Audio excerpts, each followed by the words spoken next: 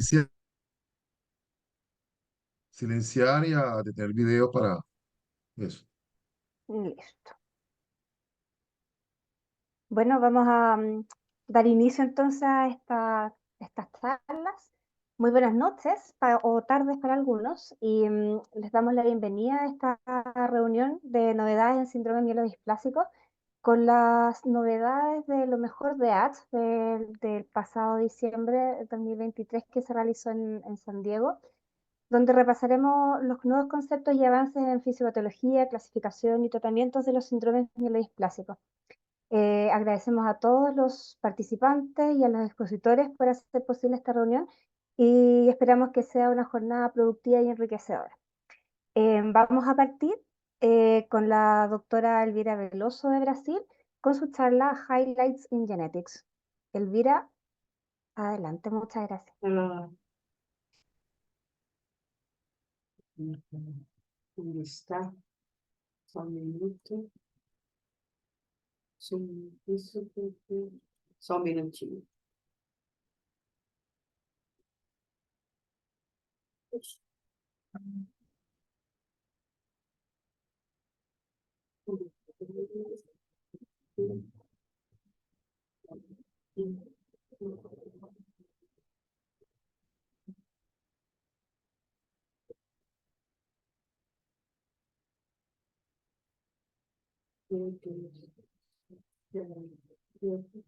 Só um minuto, deixa eu localizar aqui minha apresentação que fechou.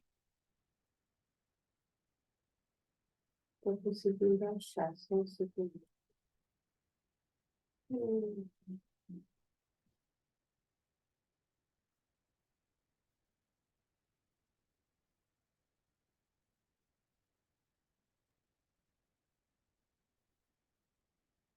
Mientras compartes la presentación, Elvira, les Não estou comento, achando, não estou achando, ele ¿no? fechou alguma coisa. Espera só um minuto.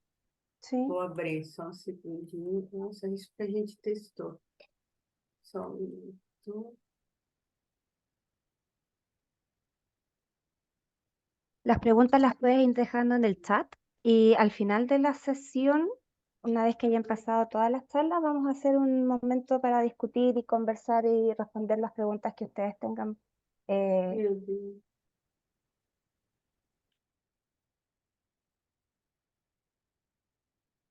Não consigo localizar, ele fechou. Só um minuto. Então, de trabalho,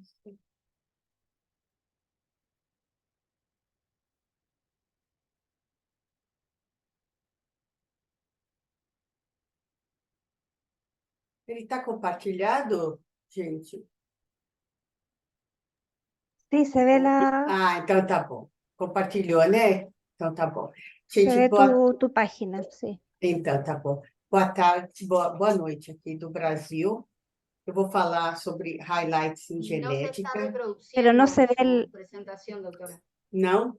Então, No, só um Estamos se minutinho. ve solo tu Audio. página Sobe a página? general, sí. Será que a Andréia consegue pôr? Porque ela fechou aqui, a que eu mandei para ela fechou a página. Meu pai. Só um minuto.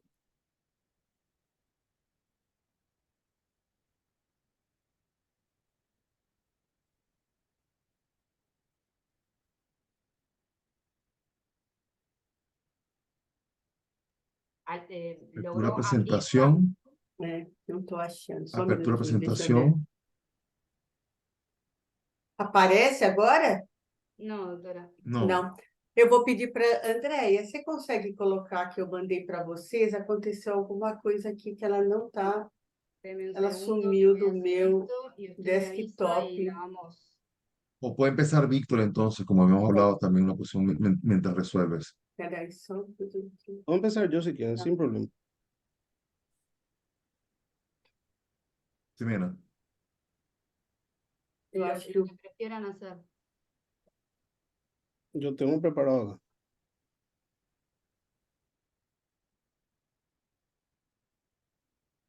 Luego, Sí, procede, Víctor. Empieza tú la presentación mientras resuelve Elvira. Mientras Puedes ir resuelve el virus. empezando con tu charla entonces. ¿Se ve ahí? Sí, Sí, se ve perfecto. perfecto. Perfecto. Bueno, antes que nada manifestar que para mí es un honor participar en esto, agradecer a los que tuvieron la idea, la presidenta Jimena, la doctora Alicia, y sin más, iniciar con la presentación. Me pidieron que hable sobre los nuevos enfoques en los sistemas de clasificación de SMD. Bueno, como introducción, ¿verdad? La clasificación es el lenguaje en la medicina.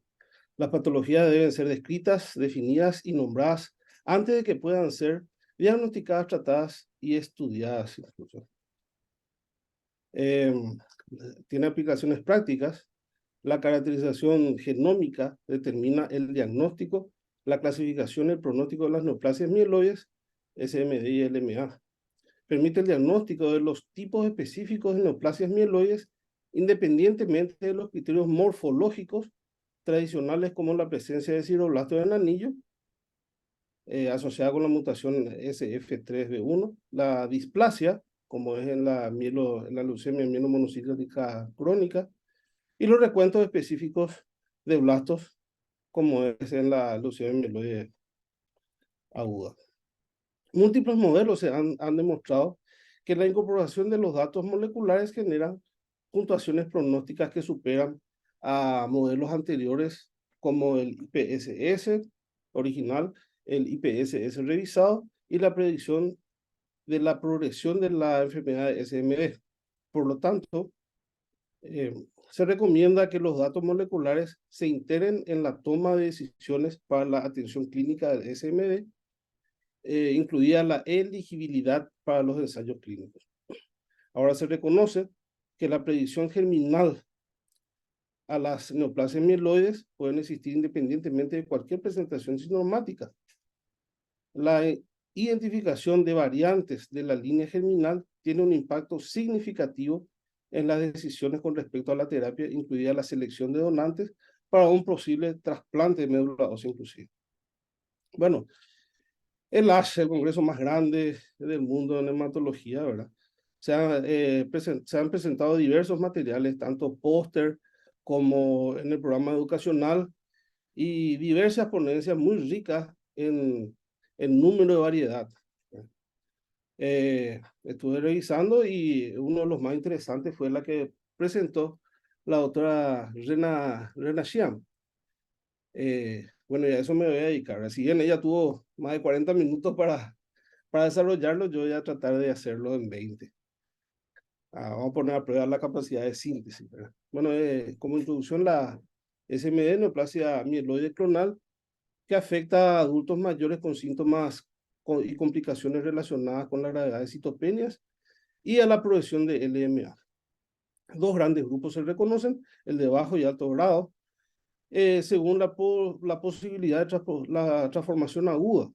Y el tratamiento se adapta según el riesgo y depende del perfil pronóstico de la enfermedad. Hay varias opciones de tratamiento, pero sigue siendo el alotrasplante de médula ósea la única opción curativa. Los criterios pronósticos para SMD engloban la evidencia morfológica de displasia, la maduración desordenada y el recuento creciente de blastos, y como dijimos lo dividen en alto y bajo grado. Los datos genéticos disponibles son extensos, lo que permite una comprensión más profunda de la enfermedad y desarrollar modelos integrados de evaluación de riesgos. Al combinar las características patológicas y clínicas con los datos genómicos, los modelos de score pronóstico actuales ganan en mejor individualización de los pacientes. Desde el 2022 se logró integrar por fin completamente los datos genómicos a los estándares internacionales de pronóstico y también los de diagnóstico, por lo que se está transformando el manejo clínico de estos pacientes con SMD. Así nace el International Prognostic Scoring System molecular, IPSS molecular.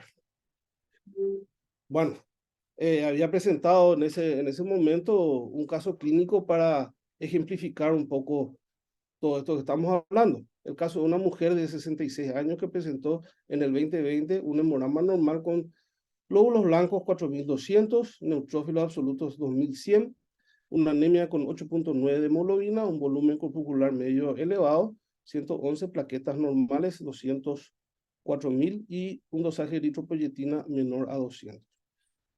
En la biopsia médula ósea mostró 2% de blastos, displasia eritroide y megacariocítica y un 30% de ciroblastos en anillo. La citogenética convencional resultó con un cariotipo normal y la NGS demostró dos mutaciones, ETB6 en una frecuencia de 24% y SF3B1 en un 25%. Con base a la clasificación de la cuarta edición 2016 de la OMS, se realizó un diagnóstico de SMD con sideroblastos en anillo y displasia multilineal. Y según el IPSS revisado disponible en el momento, dio como resultado una puntuación de 2, lo que da un SMD de bajo riesgo con una sobrevida de 9 años. Vamos a recordar estos datos ya que el caso clínico continuará posteriormente, ¿verdad? Esta es la tinción de la médula de diagnóstico, la tinción del hierro, tinción de Peirce, que muestra los abundantes fibroblastos en anillos, una displasia multilineal que sugiere el diagnóstico de SMD con displasia multilineal y fibroblastos en anillos. De la clasificación original franco-américo-británica, el FAB, para la subclasificación de mielodisplasia en 1982, y paralelamente el modelo de evaluación de riesgo de Bournemouth, y durante mucho tiempo han habido una coevolución de ambos sistemas, tanto diagnóstico como pronóstico para la SMD. Esta es una línea en el tiempo donde muestra desde la FAB en 1982 con el primer score de riesgo y cómo van apareciendo, evolucionando el IPSS original en 1997, luego la tercera edición en la clasificación diagnóstica de la OMS,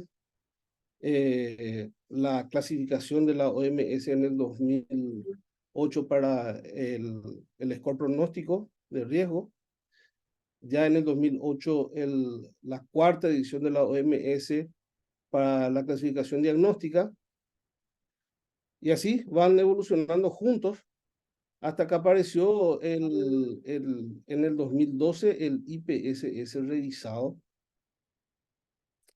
En el 2016, perdón, la cuarta edición de la clasificación diagnóstica de la OMS. Y en el 2022 se aplicaron, se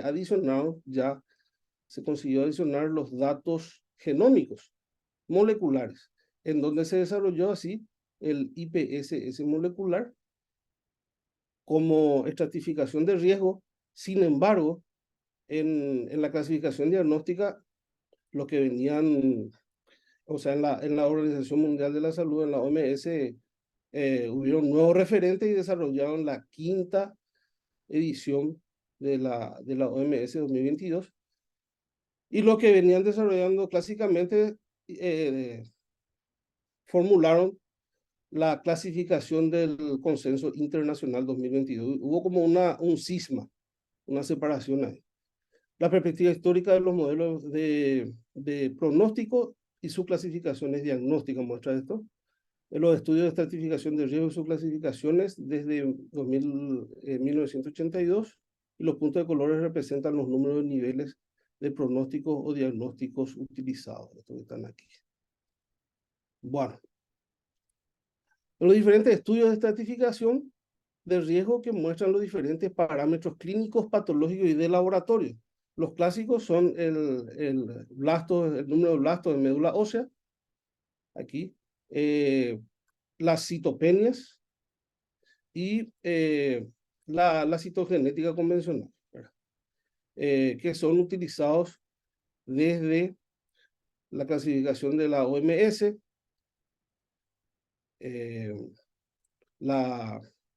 el IPSS revisado, el IPSS original, y ya a partir del año 2021-22 se le agrega los datos moleculares a esta columna. Ahí tenemos el IPSS molecular, que justamente utiliza los datos moleculares, la citogenética, las citopenias y el número de blastos en médula ósea. A medida que nuestra comprensión de la biología del SMD ha mejorado, lo ha hecho la precisión en torno a la cual se asignan las categorías diagnóstico y pronóstico, lo que lleva a subtipos de enfermedades y subgrupos de riesgo cada vez mayores. 90% de los pacientes con SMD tienen mutaciones genéticas, mientras que solamente el 41% presenta alteraciones citogenéticas. El impacto actual en el cambio de los estudios de estratificación de riesgo es similar al que tuvieron los estudios citogenéticos en los años 90. El nuevo IPSS molecular mejora entonces la precisión en el pronóstico de SMD basándose en el conocimiento fundamental de los modelos de riesgos anteriores. Aquí este gráfico muestra algunos de los modelos de score pronóstico y la separación de los pacientes en grupos de riesgo. Podemos ver que los primeros score pronósticos solamente tenían 3 grupos de riesgo: el bajo, el intermedio y el alto. Y a medida que iban progresando se agregaron los datos citogenéticos y fueron dividiendo los grupos. Ya el IPSS original tenía ya 4 grupos: el bajo, el intermedio 1, el intermedio 2 y el alto, ¿verdad? Así el IPSS revisado ya tenía 5 grupos: el bajo, el muy bajo, el bajo, intermedio, alto y muy alto. Y finalmente el actual, el IPSS molecular, divide el intermedio en 2 otra vez. Queda así 6 compartimientos: bajo y muy bajo, alto y muy alto, y el intermedio 1 y el intermedio 2. ¿Cuáles son las implicancias clínicas en la evolución de los sistemas pronósticos y de diagnóstico? La introducción de cualquier nuevo modelo de evaluación de riesgo conducirá a un reordenamiento de pacientes. El IPSS molecular, aunque no es el primero en incorporar los marcadores moleculares, sí es el primero en formular un modelo integrado a escala continua que se puede comparar directamente con el IPSS revisado. El IPSS molecular utiliza los grupos de riesgo de citogenética del IPSS revisado original, el recuento de los blastos en médula ósea, la hemoglobina, las plaquetas y la presencia o ausencia de mutaciones en 31 genes, 16 genes principales y 15 genes adicionales, sin los neutrófilos y los absolutos, para así asignar puntos en un continuo que corresponden a esos 6 grupos antes citados. Este gráfico compara un poco la distribución o la redistribución de los pacientes que originalmente estaban en IPSS revisado y fueron redistribuidos con los nuevos datos moleculares con el IPSS molecular. Lo que hay que resaltar aquí es que en los grupos de bajo riesgo no hay mayores cambios. Muy bajo riesgo, el 69% permanece igual; en el bajo riesgo el 68% permanece básicamente igual, son los pocos los que van cambiando, y eso no es así en los de alto grado. Vemos que en el grupo de muy alto grado migraron pacientes del grupo de alto riesgo y los de intermedio inclusive, ¿verdad? Y los de alto riesgo también ocurrieron migraciones del grupo de intermedio y de los de bajo riesgo que comprendían en el grupo anterior. Vamos a hablar un poco más de eso más adelante.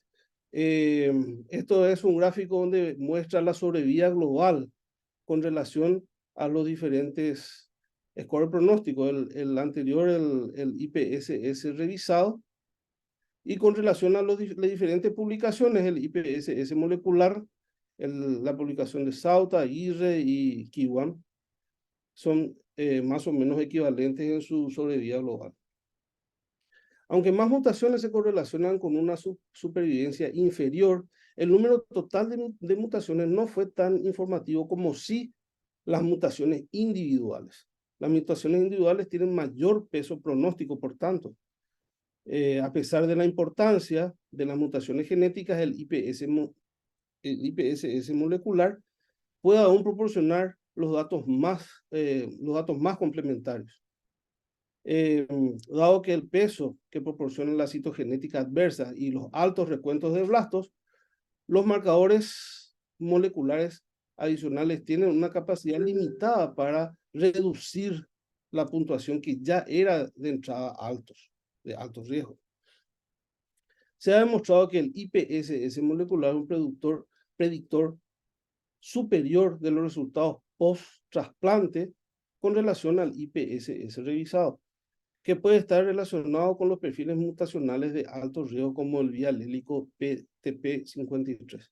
Al igual que los modelos pronósticos ahora incluyen mutaciones somáticas, también lo son las clasificaciones de diagnóstico. Desde 1982 ha habido 6 interacciones de sistemas de clasificación que comenzaban con 5 subtipos y actualmente hasta 8 o 9 subtipos. Ambos sistemas, el de la OMS quinta edición, como la clasificación del consenso internacional, ahora aceptan las mutaciones en ciertos genes como evidencia de LMA con cambios relacionados a mielodisplasia, como son el SF3B1 y el TP53. Avanzando entonces el futuro del pronóstico de SMD. A pesar de que el IPSS molecular proporciona más datos y con mayor precisión, aún quedan desafíos por delante, como son: el IPSS no se utiliza en forma dinámica, como es también el poder predictivo para poder guiar la terapéutica al tratamiento sigue siendo limitado, excepto para definir el trasplante. Las hematopoiesis clonales descritas ya en los últimos 10 años se asocia al desarrollo de hemopatías malignas y más en el contexto de citopenias, como son las hematopoiesis clonales de CHIP, las citopenias clonales de significado incierto y las citopenias idiopáticas no clonales. Desafío como aumentar los tests de los marcadores moleculares de potencial pronóstico y predictivo, que sean de rutina y, de ser posible, de sangre periférica. Aún son costosos y de difícil acceso, en el contexto también de la predisposición genética de la línea geminal para líneas mieloides. La realización de estudios en sangre periférica, de secuenciación genómica completa y marcadores de NGS, evitando así las biopsias de médula ósea e incluso ser utilizados en la evaluación inicial de las citopenias y con los controles dinámicos en el tratamiento.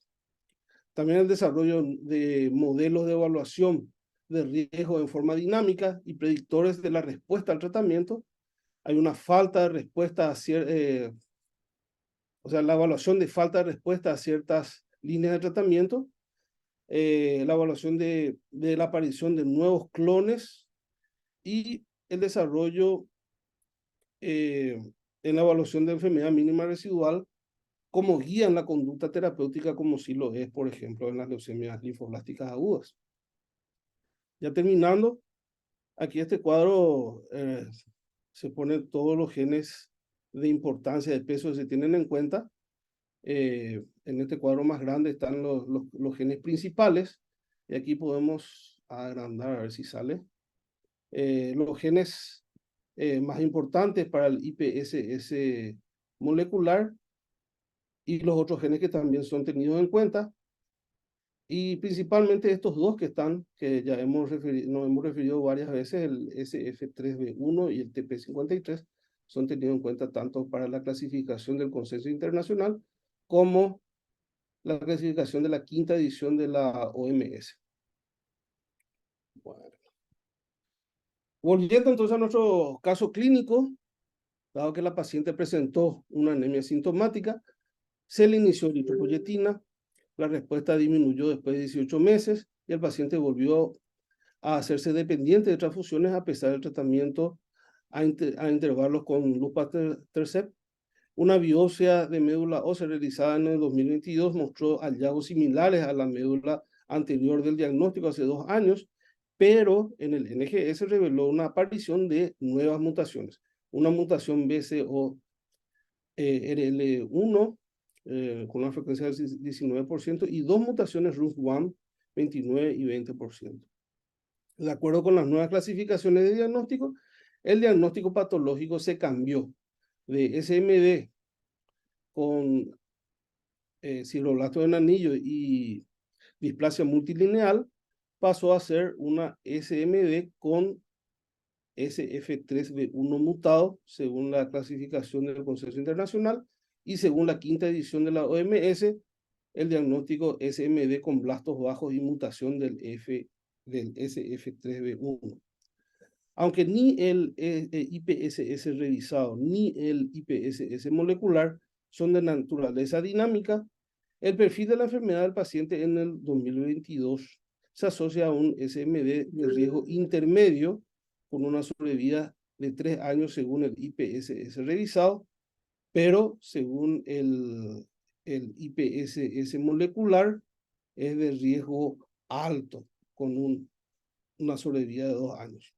La ausencia de respuesta al tratamiento y la evidencia de progresión clonal plantearon la posibilidad de lenalidomida como off-label y Metestat en el entorno de un ensayo clínico de tratamiento intensivo. En última instancia, se decidió hipometilantes con planes de intención curativa y un futuro trasplante basado en una junta médica y el deseo del paciente.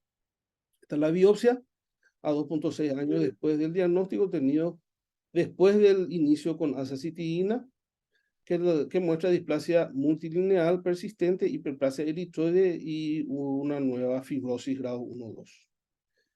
Estos son los parámetros clínicos del laboratorio en el momento del diagnóstico, cuando el IPSS molecular no estaba vigente, y a los 2.2 años cuando ya existía el IPSS molecular, elevando así la categoría de riesgo a alto según los hallazgos moleculares. Entonces aquí, al diagnóstico del IPSS revisado, tenía una puntuación de 2, sería un riesgo bajo, no existía todavía el IPSS molecular.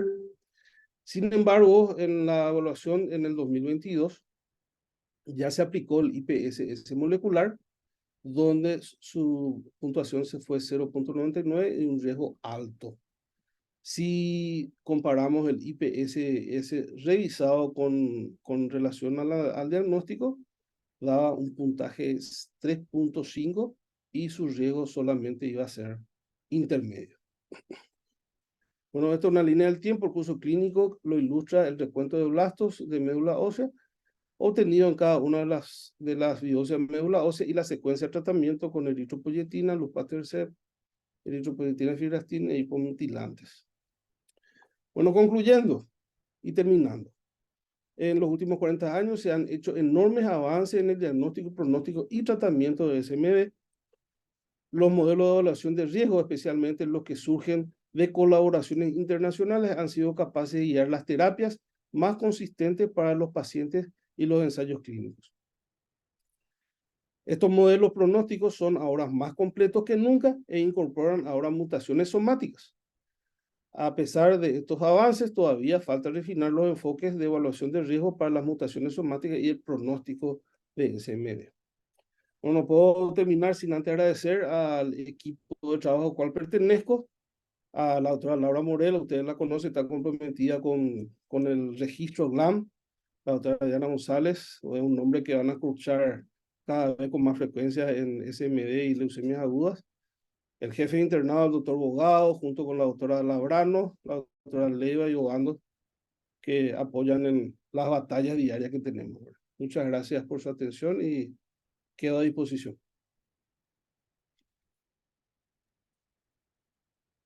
Muchas gracias, Víctor, por tu presentación. Ahora sí, vamos con Elvira Veloso y los highlights en Genetics. Ahí sí, Elvira. Acho que agora está passando, né? Perfecto, doctora. Então, tá bom. Eu queria agradecer a todos e começar falando. Eu separei alguns artigos, algumas apresentações orais. A primeira coisa que eu achei interessante, repetindo o que o Vitor já falou, é esse artigo do Educacional, que eu acho que todo mundo tem que ler. E depois eu vou falar sobre 5 apresentações orais.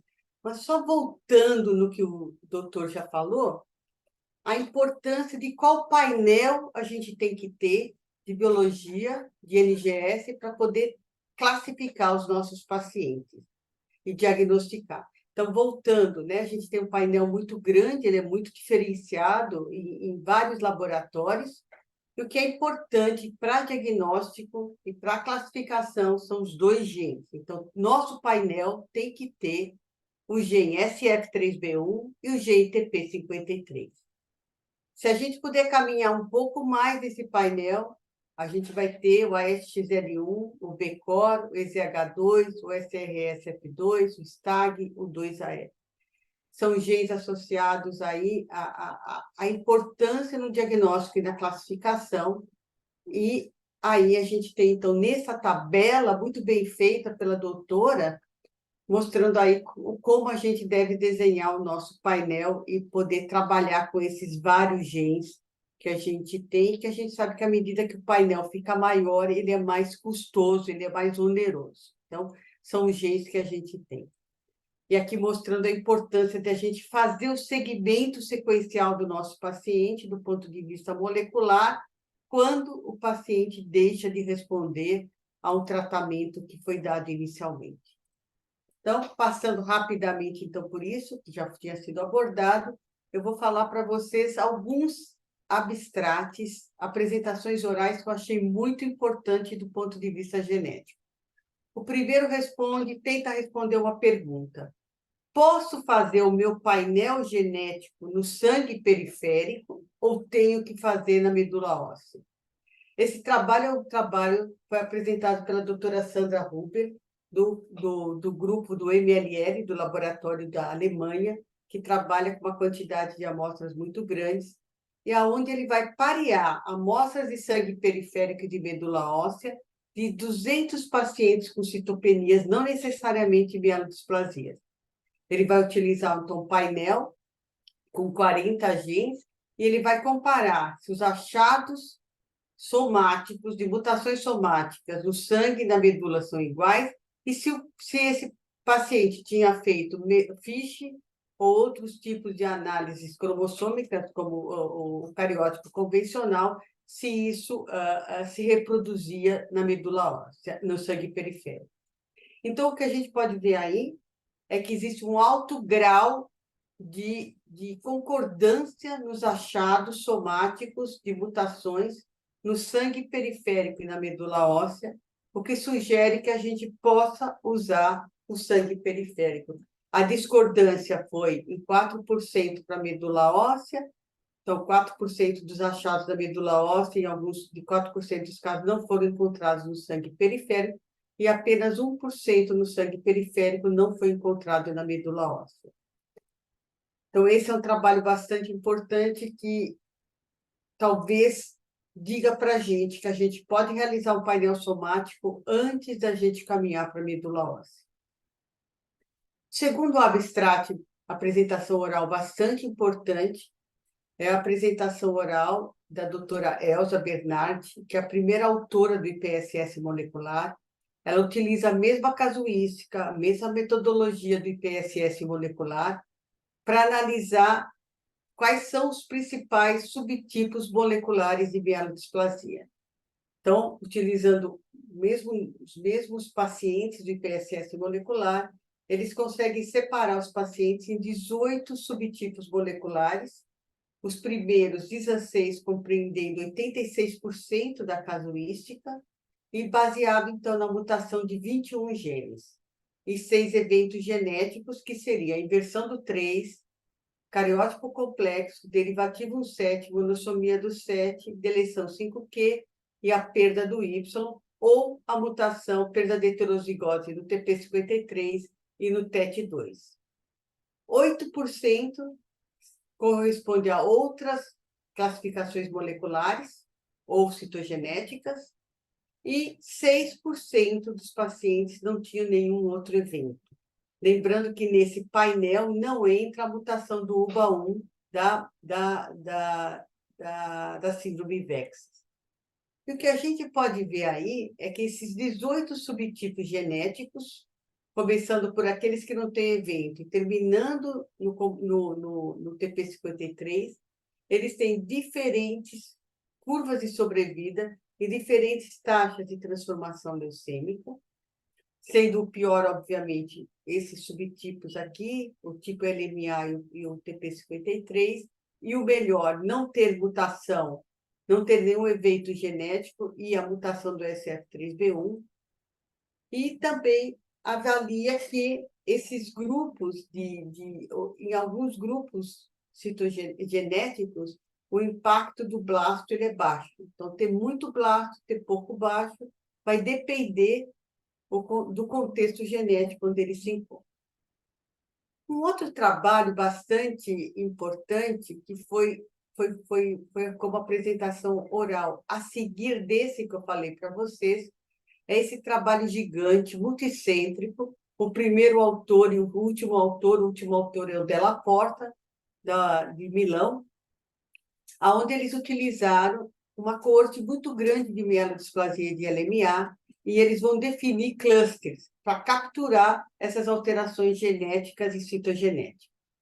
E como foram, então, os subgrupos? O subgrupo, então, começa pela classificação, começa por TTP53, bialélico. Se tem, ele é a mutação, TP53. Se ele não tem, você caminha para a deleção do 5, que não pode ter aquelas outras anormalidades importantes. Se não pode ter excesso de blasto, se ele não tem nada disso, ele é uma SMD com deleção do 5. Se não, você caminha para a mutação do SF3B1, que também não pode ter outras anormalidades de mau prognóstico, e caminha, então, para a mielodisplasia com mutação do SF3B1. Se nada disso ocorre, você vai ver o número de blastos, se é maior que 5% excesso de blastos, se é menor, mielodisplasia com pouco blasto. E o que ele mostra? Que esse subgrupo morfológico ele é muito heterogêneo do ponto de vista genético, onde a gente pode ter, então, pelo menos esses 5 subgrupos. O SF3B1 com outras mutações ruins, como o RUX1 e o ASXL1, o SRSF2 e outras mutações do TET2, o 2AF1 com mutações e anormalidades genéticas 20q-, 7q- e monossomia do 7, ou o SRSF2 com mutação do TET2 ou outras mutações de mau prognóstico, como RUX1 e SL1, ou aqueles com assinaturas genéticas do tipo AML1. Então, o que você vê é que esse subgrupo definido morfologicamente, ele é muito heterogêneo do ponto de vista molecular, e isso você não consegue recuperar do ponto de vista de olhar se ele é unilinhagem, multilinhagem, porcentagem de blastos, presença de hipocelularidade e de fibrose, que são as definições que a RU coloca para esse subgrupo. Também uma outra coisa importante é que aqueles pacientes que ficam naqueles 10% e 20% de blastos, eles são bastante heterogêneos do ponto de vista genético, a não ser aqueles que têm assinatura genética do tipo ALMA, como seria a mutação do NPM1, do CBPA ou de core binding factor. Então, mostrando aí que realmente essa SMD/LMA da ICC, ela é bastante heterogênea e a gente vai ter que trabalhar bastante com esse subgrupo de pacientes ainda. Um outro trabalho que para mim é muito importante é esse trabalho também multicêntrico, bastante grande também, que foi apresentado por esse autor, Ivan, que é um trabalho que vai avaliar qual é o desfecho nos pacientes que têm mutação ou não do TP53 e em relação ao tratamento com hipometilante, imunoterapia. Então, eles utilizam uma coorte muito grande, multicêntrica, de 816 pacientes que fizeram uso de hipometilante, quer seja azacitidina ou decitabina, e que tem o status do TP53 definido. Nesse subgrupo, nesses pacientes, então, 253 pacientes tinham mutação do TP53, o restante não tinha mutação do TP53, e o que a gente já pode ver é que a sobrevida desse grupo é bastante diferente, a taxa de progressão também é bastante diferente. Mas um dado muito importante desse trabalho é que ter mutação do TP53, nessa curva azul, não ter mutação do TP53, nessa curva azul, confere uma sobrevida, uma resposta ao tratamento com hipometilante muito melhor do que qualquer um dos outros subgrupos. Ter mutação bialélica ou monoalélica do TP53. E nesse trabalho também, a diferença entre azacitidina e decitabina não foi observada. Concluí, então, que para esse subgrupo de pacientes, os hipometilantes são bastante ruins e que a gente realmente precisa de novas drogas para melhorar a sobrevida desses pacientes com mutação mono ou bialélica do TP53. O meu último trabalho foi uma apresentação oral também nos Late Abstracts do ESH, que fala sobre a predisposição germinativa e a descoberta de um novo gene, que foi apresentado também é multicêntrico, mas é comandado pelo grupo da Austrália. É um grupo muito forte em predisposição germinativa. Então, só para a gente relembrar, essas são as mutações, as alterações relevantes aí, tanto na classificação da RU de 2022, como na classificação do ICC, os subtipos que a gente tem, mas a gente sabe que cada vez mais esse número de mutações e de doenças de predisposição germinativa está aumentando. E esse trabalho, então, mostra como foi que eles descobriram essa alteração do gene EGR em pacientes com predisposição a insuficiências medulares e neoplasias mieloides. Então, esse gene ERG é um congene já sabidamente conhecido, que desregula esse gene, e esse gene é crítico para a hematopoiese, para a função das stem cells e para a manutenção da plaqueta. O caso índice visto, então, era uma mulher jovem com trombocitopenia, uma mutação no domínio ETS do gene ERG, que segregava, então, que tinha uma trombocitopenia. Ela tinha progredido para uma leucemia mieloide aguda aos 27 anos e depois para uma neoplasia mieloide relacionada a terapêuticas aos 35 anos, e tinha 2 filhos também com essa mutação. Esses 3 pacientes, então, a mãe e os 2 filhos, tinham uma perda de heterozigose numa região do 21q, onde fica o locus do RG, e os dois filhos também tinham essa alteração. Eles fizeram um trabalho, então, colaborativo bastante grande, mundial, e eles descobriram 15 variantes em heterozigose nesse gene ERG, 13 missenses e 2 variantes de friendship truncantes que quebram a proteína, em 17 indivíduos que tinham citopenia ou neoplasia, geralmente mieloides, e linfedema.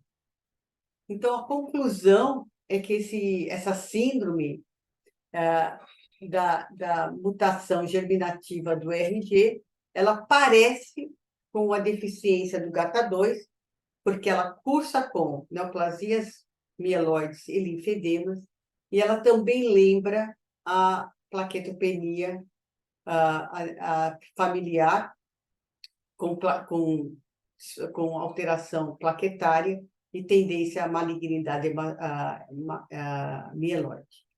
Então, só para a gente lembrar, então, que essa doença ela deve começar a aparecer e esse gene, então, vai ser provavelmente incorporado aí em gene importante nos nossos pacientes que têm linfedema ou trombocitopenia familiar e mutação em neoplasias mieloides.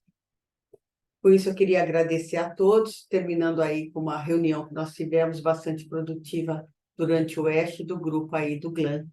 E agradeço, então, a vocês pela participação.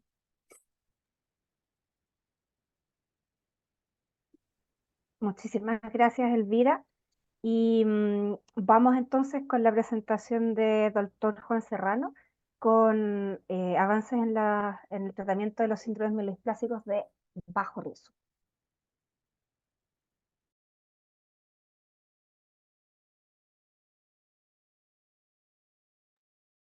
Estás muteado.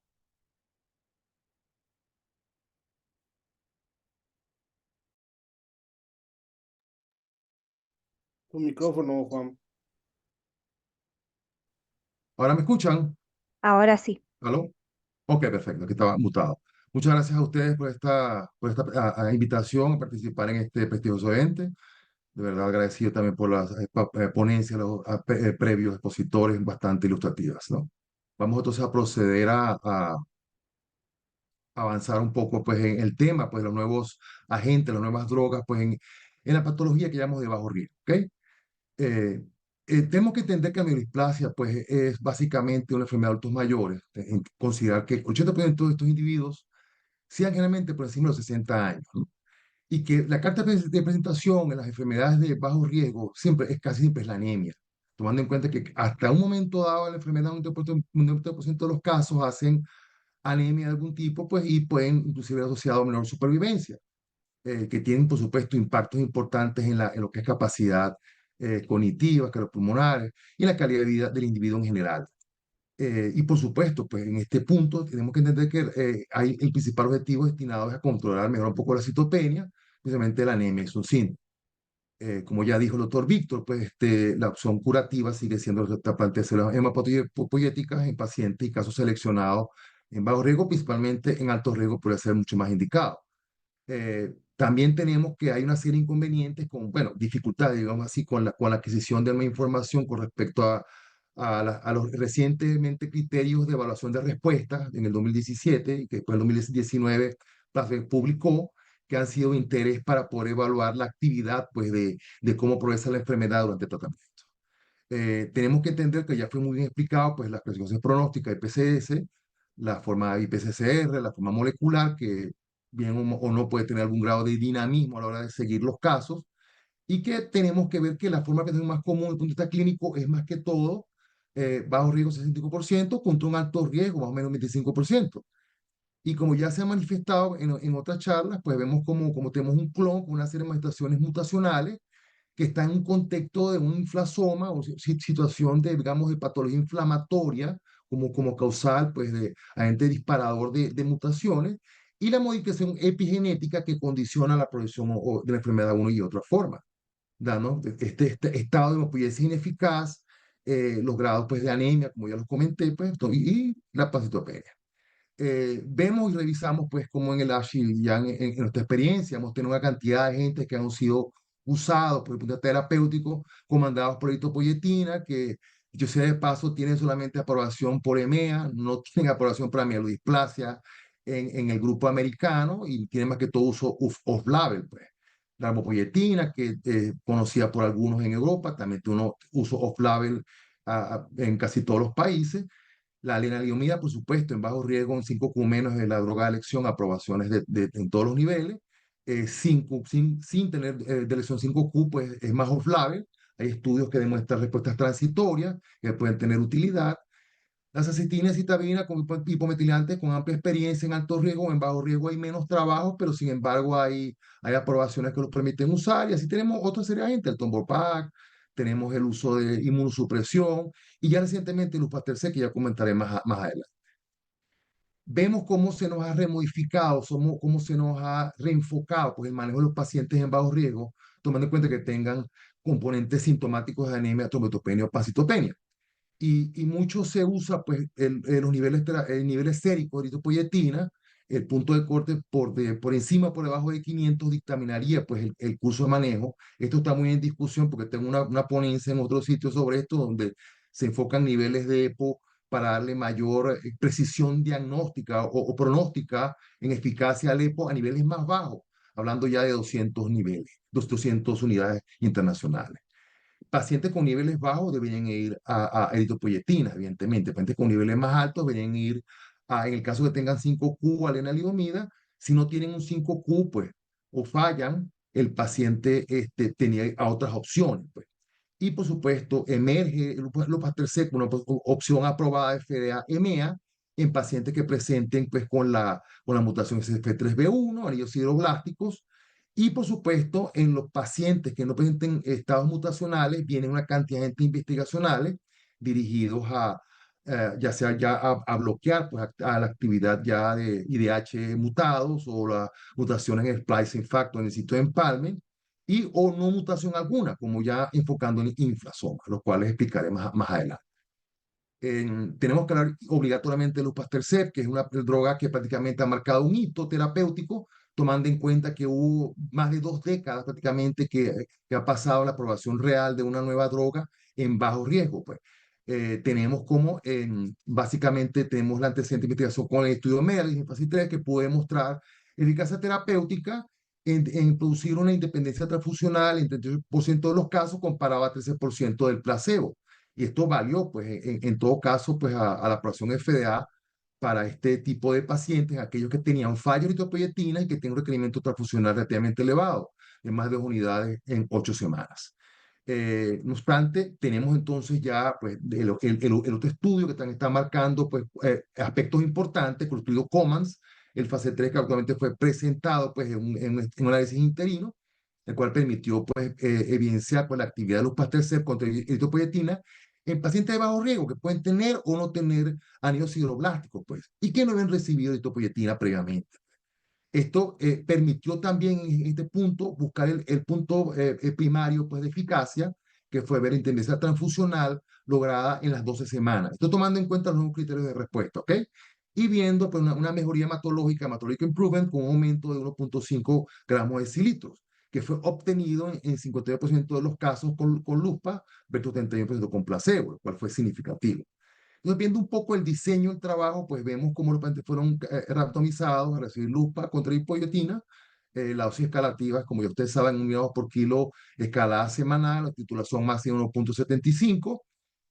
Vemos que esto eran adultos, pues, por supuesto, enfermedades de bajo riesgo, como el mismo, con bajo porcentaje de blastos, con cierta, pues, alta demanda transfusional, y vemos pues cómo los criterios de eficacia fueron los ya expuestos en los puntos primarios de eficacia y los secundarios.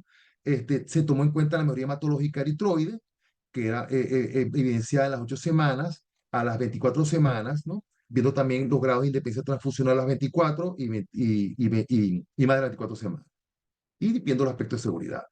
Entonces, vemos como el estudio, tenemos poblaciones bastante equiparadas desde el punto de vista para los Lupastercept y el grupo de eritropoyetina, tanto en rango etario, en carga transfusional. Bueno, vimos que, por supuesto, los de carga más baja eran más comunes en los dos grupos. Vemos que también se pudo evidenciar un mayor grupo de pacientes que tenían cirroblastos en anillos, pero teníamos 1/3 de los casos que eran cirroblastos negativos en ambos grupos. Y también asimismo la mutación tenía una presentación más o menos similar, mutación SP3B1, teniendo niveles séricos de proyectina, como yo lo dije, más que todo tomado en rango de los menos de 200. La mayoría están ubicados en el torno de los menos de 200 unidades internacionales de litros. Entonces vemos, pues, desde el punto de vista de respuestas primarias por población de pacientes, observamos una diferencia significativa a favor de Lupastercept de 60% contra 34% de eritropoyetina. Asimismo, esta diferencia se reprodujo en diferentes grupos, tanto de pacientes con alta y baja carga transfusional, independientemente también tuvo una buena respuesta el grupo de LUSPA, comparando niveles séricos bajos o inclusive mayores, dando respuestas superiores a la eritropoyetina, también en los estados mutados de CF3B1, que esto fue muy importante, independientemente del estado mutacional, la respuesta fue significativa a favor del USPA, pero no así, pues quizás en el aspecto de anillos sideroblástico, donde vemos que los pacientes que eran negativos tendían a tener una respuesta más o menos parecida, comparado al paciente con anillos sideroblásticos positivos. También en los puntos de vista secundarios de eficacia, también vemos que se reprodujo más o menos iguales características, viendo mejoría hematológica a mayor de 8 semanas en el periodo, mayor en grupo de LUSPA comparado a eritropoyetina. Igualmente, la independencia transfusional de glóbulos rojos, lograda a más de las 12 semanas, 24 semanas, también mostró variables favorables al grupo estudio. Asimismo, vemos como la carga transfusional en estos puntos de corte, ya pues una respuesta, digamos, más duradera, también se puede reproducir en el tiempo, ya en pacientes pasando de las 24 semanas, ¿ok? Igualmente el estatus mutacional y nuevamente, pues el aspecto de anillo sideroblástico quizás no hubo mucha diferencia. Desde el punto de vista de seguridad, fue una droga bastante segura, como ya lo he demostrado en estudios precedentes, en fase 1 y fase 2. Vemos que básicamente el estado de fatiga, un poco de cansancio, pues en un grupo de pacientes que se veía inicialmente en la primera parte del estudio, el cual también tendería a disminuir. Quizás algún grado de hipertensión, que era lógico porque estos pacientes pueden incrementar un poco niveles de hemoglobina y eso se ve también con eritropoyetina. Pero importante es señalar que la tasa de descontinuación del uso del medicamento fue baja y que básicamente eran efectos más pasajeros. ¿Ok? Desde el punto de vista pues, de aspectos moleculares, fue muy interesante señalar que en el grupo de estudios se puede evidenciar que los pacientes que tenían mutaciones asociadas a SLXL1, TEC2 y SF3B1 tenían mayor probabilidad de responder en el punto final primario que los pacientes que no tenían estas mutaciones. Entonces vemos que ya no solamente el factor de SF3B1, sino que hay otras dos mutaciones adicionales que quizás predecían un mayor aspecto de respuesta terapéutica a esta molécula. Y ya concluyendo, el investigador en este sentido, pues, enfatiza que hay una eficacia mejorada, pues, sobre eritropoyetina, independientemente del estado transfusional, independientemente del nivel séricos de EPO y la mutación CF3B1, logrando objetivos primarios, pues, como lo dije, en 60% versus 74, con una mediana de duración de respuesta a más de 12 semanas, que también fue superior en el grupo de estudio de 126 semanas contra 89. Asimismo, también fueron respuestas duraderas en el tiempo, pasando inclusive hasta semana 48. Como dije, la tasa de efectos fueron bajas y tendían a desaparecer en el tiempo, y que esto dio la base o daría la base para revisar esta indicación a futuro, pues, en la superioridad pelupastercep en los pacientes con o sin mutación SF3B1. Tomando en cuenta ya los otros grupos terapéuticos, pues vamos a hablar un poco de lo que se estudió, más que todo lo que se ha hablado antes, pues la estado de inhibición a IDH1 y IDH2, que han sido drogas evaluadas en leucemias y mielodisplasia. El otro nuevo agente, olutasidenib, también bloqueante IDH1, los bloqueantes del splicing modulator factor, pues en las mutaciones del empalme, como el H38800, los inhibidores los hipoxia, los factores inducidos por hipoxia, los inhibidores de este grupo, que como el ejemplo del Rodacept, tiene un estudio que voy a presentar, y el imetelstat, el cual voy a hacer una parte aquí porque este es un trabajo que es importante presentarlo. Es importante recordar que esta es una droga muy interesante, con un mecanismo muy novel de acción también, oligonucleótido, que es capaz de regular pues, la longitud de las telomerasas, que están desreguladas, y modulando la longitud de los telómeros. Sabemos que estas células malignas están aumentados, están, digamos, desacoplados, pues, y tienen esa asociación importante a neoplasias mieloides como la mielodisplasia, ¿ok? Entonces, esta es una droga que fue estudiado, pues, en lo competitivo, el imetelstat. Sabemos cómo este efecto, pues, sobre células cancerosas es deleterio, pues, en las células usualmente activas. Y entonces tenemos antecedentes del estudio con el estudio, digamos, previo, el fase 2, el IMerge, que comparó contra placebo en pacientes que eran refractarios, que tenían en bajo riesgo, que eran no 5Q y no elegibles para eritropoyetina, y que tampoco no habían sido tratados con lenalidomida, encontrando pues eficacia pues, o actividad en los pacientes comparando diferentes grupos de riesgo. Un poco recordando, pues esto se presentó anteriormente por ESTESMA, En el estudio fase 2 vemos como el uso semanal de a 7,5 miligramos por kilo de esta molécula en un grupo de pacientes, pues logró demostrar una mejoría de independencia transfusional en la semana 8, semana 24, y que era un grupo de pacientes que inclusive podía prolongarse hasta el año, con unos efectos adversos que eran más o menos manejables desde el punto de vista de citopenia, trombocitopenia y neutropenias que no eran tan profundas a la larga.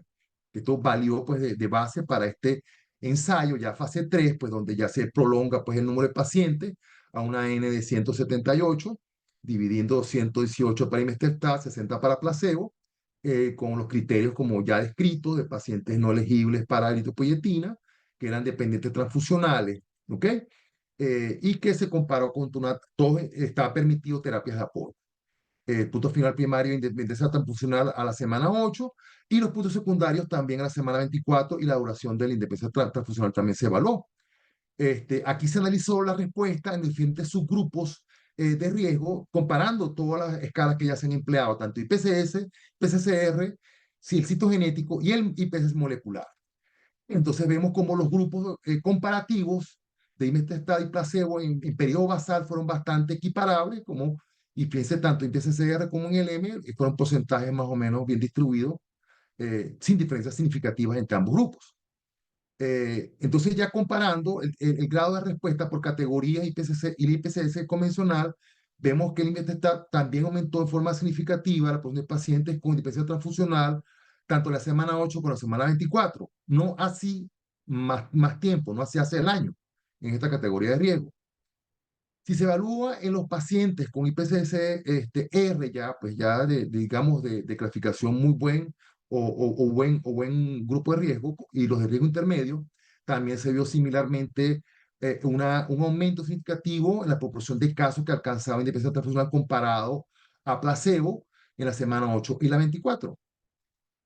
Asimismo, pues si lo llevamos a una escala usando el IPCC molecular, se encontró características similares de respuesta, viendo también cómo habían superioridad pues, en los pacientes a las 8 semanas. No obstante, es importante señalar que, como lo decía Víctor en la charla precedente, que los pacientes IPCCM se tienden a reclasificar a riesgos mayores, generalmente hasta un porcentaje de 20%, 30%. Y que en este grupo también pudo observarse beneficio terapéutico pues, en grupo de pacientes que fueron reclasificados. ¿Ok? Entonces, también se vio un aumento, digamos, en la duración de respuesta, considerando que los pacientes que tenían un periodo de respuesta era sostenida, no había intervalos de subida y bajada, y que ya después de 8 semanas, en periodos continuos, vamos a decir casi un 80% alcanzaban respuestas sostenidas más allá de las 8 semanas, por lo menos, que ya eso es algo significativo.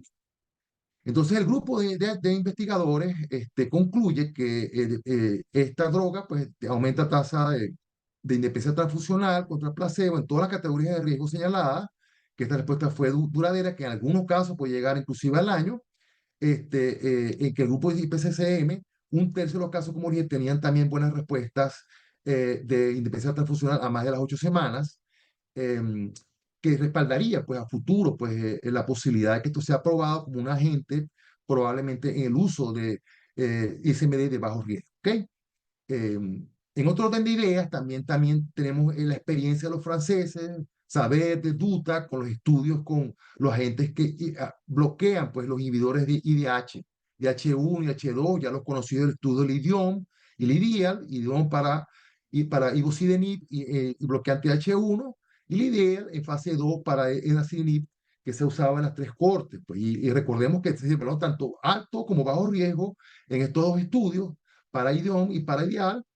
Sin embargo, bueno, la tasa de inclusión todavía de estos pacientes realmente es pequeño, o sea, quizás a dar un poco prematuro en la efectividad de esta molécula porque eran apenas números minúsculos.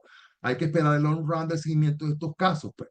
Lo que sí quiere decir, llamar la atención con respecto al edacinedib, el bloqueante IDH2, es que independientemente del estado mutacional, ya sea wild type o mutado del IH2, pudo verse respuestas eritoides en diferenciación en los estudios, digamos, preclínicos. Entonces, dando a entender que es posible que el paciente, que inclusive no sea mutado, pudiera beneficiarse en bajo riesgo con el uso de esta droga, por lo cual están dando un estudio del NST que están dando con esta numeración y bueno, es interesante ver qué va a pasar con esto.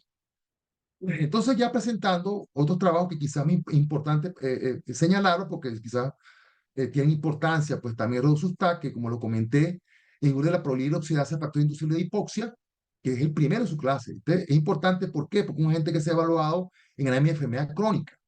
Y en esos estudios fase 1, inicialmente empleados en displasia, en ese Matterton, en su primera fase, se evaluó que pudo demostrar una respuesta globular pues, de independencia transfusional en un 30% de los pacientes, pues, que dio pues, a pie a hacer esta segunda etapa, esta segunda fase, ¿no? Y es interesante porque es una droga de uso oral, ¿ok? Entonces vino este ensayo, el Matterton 2, en fase 3, perdón, estudio doble ciego fase 3, que incluye a pacientes mayores en bajo riesgo, con las características ya descritas, casos aleatorizados a los subtat contra placebo, 3-2, con niveles estratificados de eposérico, como a mí me parece que sería el ideal, el valor ideal en mayor o por debajo, por encima de 200, se vio como punto primario de eficacia el porcentaje de independencia transfusional a los 56 días continuos durante las primeras 28 semanas y después el índice medio de aumento, pues también viendo efectos adversos, por supuesto, ¿no? Entonces, presentando la tasa de respuesta, vemos una respuesta global, pues de 47 contra 33 del placebo, que realmente, oye, no fue significativa, y el estudio concluye que realmente no cumplió el objetivo primario con rosuvastatin, que fue bien tolerado y mostró alta tasa de respuesta, pues, pero hubo un problema aquí, pues, desde el punto de vista de metodología del estudio, en donde hubo una alta tasa de respuesta, digamos, de transfusión del grupo placebo, que contribuyó a esa falla. Asimismo, se incluyeron pacientes que no eran realmente transfusión dependientes. Entonces, quizás eso fue un factor confusor, pues, en términos de beneficio terapéutico, pues. Entonces, ya por ahí puede dar problemas. Otro estudio que quería mencionar es el estudio de nuestra amiga María Díez Campero, de la Universidad de Salamanca, que es el estudio con CARE 050, donde estamos, digamos, hay gente que está vinculada a llegar a la evaluación pues, de la mutación del receptor de activina tipo 2, que es la superfamilia del Transforming Growth Factor Beta, que es la misma línea de trabajo, pues digamos, de lupatercept, donde estas moléculas, la activina A, B, GDF8, son moléculas que son deleterias para la hemopoiesis, son, vamos a decir, tóxicas, son los que inducen la hemopoiesis ineficaz. Entonces, esto prácticamente ha sido un blanco o va a ser una diana terapéutica que se predice que va a ser más investigada, y esta molécula da un estudio interesante, pues, porque es capaz de, inclusive, como se describe, actuar sobre modificación de eritropoiesis y la trombopoiesis, pues, que ha sido tanto en forma temprana o tardía, que ha sido un punto no encontrado, una necesidad insatisfecha, vamos a decirlo así, en estas fallas clonales. Entonces, en este estudio fase 2, pues, se hace la comparación de la gente CARE 050, pues, este estudio arrancó el 3 de abril de 2023, está evaluando los puntos primarios de eficacia y tolerabilidad, y más que todo evaluar independencia transfusional a más de 8 semanas, y por supuesto los repuestos eritroides, que ellos aquí sí, no sé, porque están usando todavía los índices de respuesta IWG del 2006. ¿Ok? Es interesante, este estudio está en curso, vimos respuestas positivas, respuestas alentadoras, hasta el punto de corte presentado en ASH. Se ve que la clase ha sido bien tolerada, tiene un potencial de provocar mejoras hematológicas sostenidas, con una zona de respuesta que ha sido mayor a las 8 semanas, pues ya hasta las 24 semanas, dando una mejoría en hemopoiesis multilineaje. ¿Ok? Y también con buen signo de disminución de ferritina. Este estudio está en curso. Entonces, ya para concluir, bueno, tenemos otra serie de agentes pues, que se han ido evaluando, pues más que todo en blancos de inflamación, como el canakinumab, que es un inhibidor de interleuquina 1 beta, el emavusertib, que es un IRAK4 inhibitor, que nosotros recordamos ya ensayos pasados en AS presentado en pacientes de alto riesgo. Yo por el traste, y como dice mi amiga el doctor Enrico, estos están entre el cementerio de drogas que vemos que mucha promoción, que de repente dan una estrellada que no demuestran mucha utilidad. Tenemos una droga de Bristol, un inhibidor de interleuquina 8, que se está usando tanto en alto como en bajo riesgo, ¿ok? El SS682 también inhibidor de los CXR1, CXR2, que también es interesante. Y el top más era Limap, que es un inhibidor de TOR receptor 2, ¿ok? Entonces, todos estos son drogas que tienen como en punto en común la modificación del inflasoma, disminución de la señal inflamatoria, que es promotora de mutación y alteración metilante, que induce pues, la hematopoiesis ineficaz. Entonces ya para concluir, pues en forma final tenemos que ya hemos sido testigos de una gran heterogeneidad genética, molecular y biológica, cada vez más compleja, que casi enreda más la cosa con el hallazgo de nuevos genes, como comentó nuestra amiga Elvira, que están dando el reto, pues, y el desarrollo de nuevas vías terapéuticas. Se piensa, pues, que la vía del TGF-beta, la vía de las telomerasas, la inflamación, quizás va a ser los blancos, digamos, terapéuticos más estudiados, y ya hoy por hoy tenemos una droga aprobada, FDA, los Pastercep, en esta indicación que es importante, quizá en procura de otras indicaciones a medida que se hagan más estudios, y me está pisando fuerte, pues, y vamos a ver qué pasa con el futuro. Muchas gracias y tenemos para preguntas al final. Muchísimas gracias, Juan, por tu presentación. Y damos paso entonces a la última charla de la doctora Alicia Enrico, que nos va a dar una visión del tratamiento de las mielodisplasias de alto riesgo. Gracias, Jimena. Muchas gracias a todos. ¿Se ve bien? Sí, perfecto, Alicia. Perfecto. Sí, perfecto. Perfecto. Bueno. Muy bien. Tal como lo hemos visto, si los han presentado tanto Víctor, Elvira y Juan, un poco el resumen de la introducción de las neoplasias mielodisplásticas son un grupo heterogéneo de trastornos clonales caracterizados por una hematopoiesis ineficaz, una interacción compleja entre el clon, la inflamación y los cambios epigenéticos, y con una variable riesgo a transformación leucémica.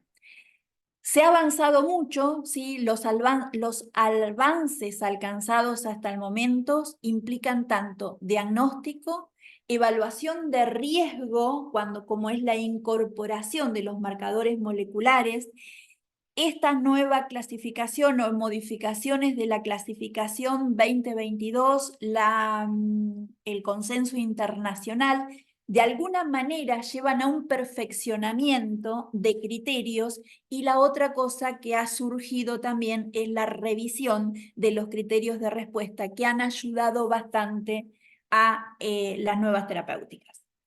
El tratamiento, la tendencia es hoy por hoy, es un tratamiento adaptado al riesgo, pero basado fundamentalmente en la puntuación. Y por el momento, el que más trascendencia tiene, o el que más usado por nosotros sería la palabra, es el IPS revisado, tanto para bajo como para alto riesgos. Bien. Esperen que se me trabó.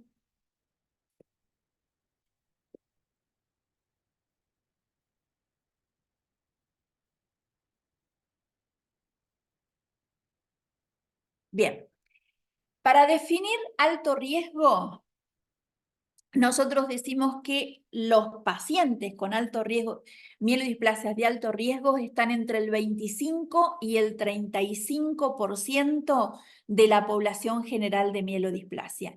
Y puntualmente, ¿cuáles son los pacientes que vamos a ver?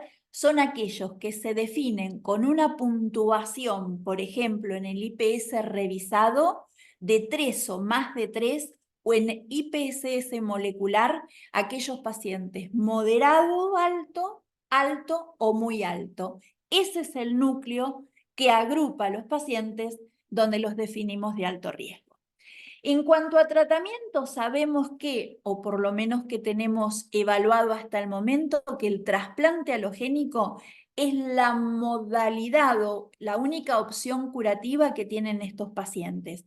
No se ha encontrado hasta el momento una molécula, una droga que vaya a cambiar la evolución natural de la enfermedad, y por lo tanto los hipometilantes hasta el momento actual es el estándar de tratamiento generalizado para estos pacientes. La combinación diferente de los hipometilantes hasta el momento no ha proporcionado una ventaja en la sobrevida. Se ha hablado también en el educacional de mielodisplasia, en ASH, los criterios de respuesta. Sabemos que toda droga, en su aprobación final de todos estos agentes terapéuticos, dependen particularmente de los criterios de respuesta que se hayan usado en el ensayo clínico. Y en particular, la definición de remisión completa como criterio crítico, ¿sí? Ya que ha demostrado que es un predictor sólido, digamos, de los resultados de los pacientes con mielodisplasia. La International Working Group constituyó originariamente allá por el año 2000 los criterios de respuesta, posteriormente se modificaron en el 2006, ¿sí? Que han servido como ese sistema de respuesta en todos los ensayos de mielodisplasia, por lo menos hasta la fecha.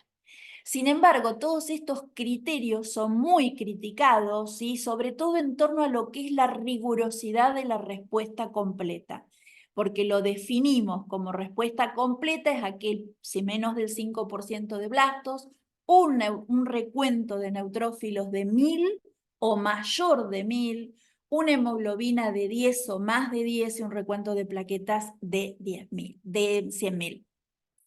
Lo que hace la International Working Group de 2023 o su armonización en alto riesgo es definirlos como linaje, que incluye la uni y la bilinaje, y en lo que define a la respuesta completa, parcial de alguna manera, es aquellos con esos valores de hemoglobina, de plaquetas y el recuento más bajo de leucocitos y neutrófilos fundamentalmente.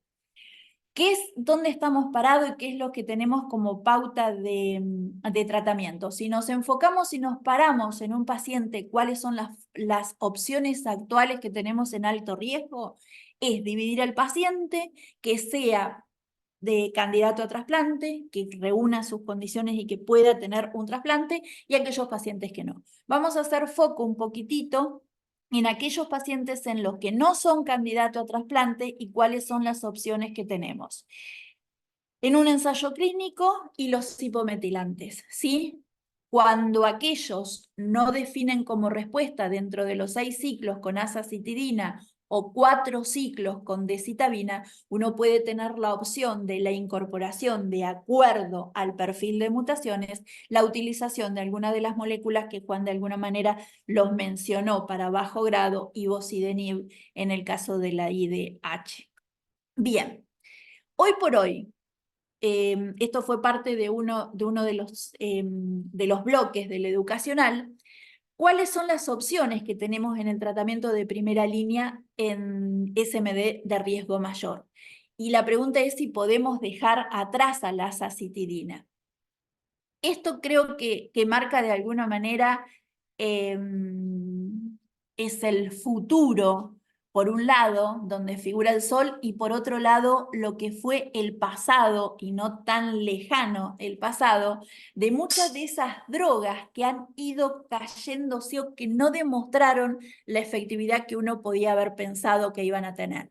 Uno de esos ejemplos que después se van a ir viendo en el transcurso de la charla, y trato de hacerlo breve por el tiempo, fue el ensayo de la utilización de azacitidina más lenalidomida cuando se comparó con el borinostat, que los estudios en fase 1, fase 2 mostraban algún detalle alentador, pero posteriormente en su evaluación no cumplieron los criterios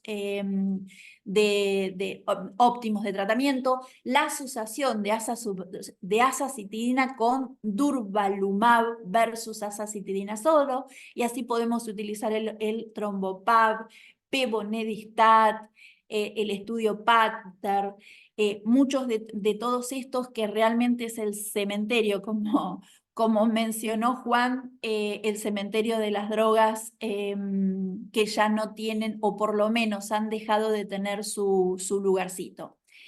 Entre medio tenemos lo que hablamos hasta ahora, que creo que la clasificación, los modelos de estratificación de riesgo y los criterios de respuesta puedan alinear un poco todos los ensayos y poder evaluar de la misma manera como estas 4 moléculas que podemos decir, que es el veneto, el sabatolimab, el magrolimab y el tamibarotene, que pueden ser una opción que podamos tener posteriormente. Esta es una lista, la charla va a quedar, es simplemente una lista para tener muy presente cuáles fueron los estudios que a medida se fueron cayendo, los resultados, los endpoints primarios y la importancia, cómo fueron evaluadas todas estas respuestas. Los últimos 3 que quedan parecerían incompletos, pero son estos 3 que acabo de mencionarlo, que son los, digamos, que esperaría uno mejores resultados.